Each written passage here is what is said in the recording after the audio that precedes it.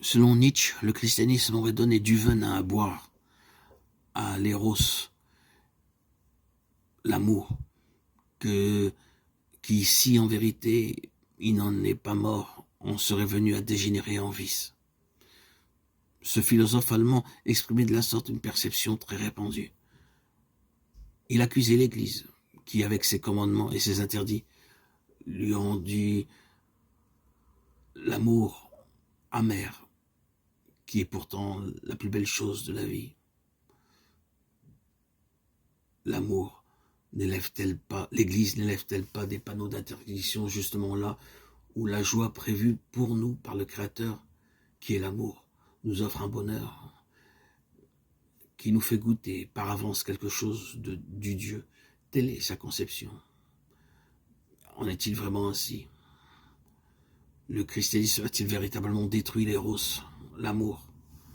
Regardons le monde pré-chrétien comme de manière analogue dans d'autres cultures. Les Grecs ont vu dans l'éros l'amour avant tout l'ivresse, le dépassement de la raison provenant d'une folie divine qui arrache l'homme à la finitude de son existence et qui, dans cet être bouleversé par une puissance divine, lui permet de faire l'expérience de la plus haute béatitude.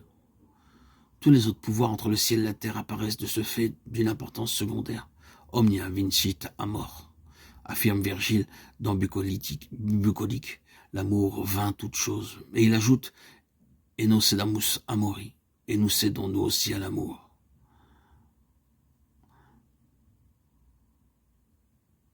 Dans les religions, cette attitude s'est traduite sous la forme de culte, de la fertilité auquel appartient la prostitution sacrée, qui fleurissait dans beaucoup de temples. L'éros était donc célébré comme force divine, comme communion avec le divin.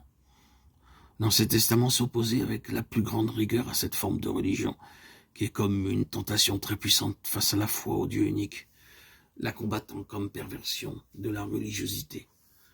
En cela, cependant, il n'en a rien refusé, l'éros comme tel, mais il a déclaré la guerre à sa déformation destructrice, puisque la fausse divinisation de l'éros qui se produit ici le prive de sa dignité, le déshumanise.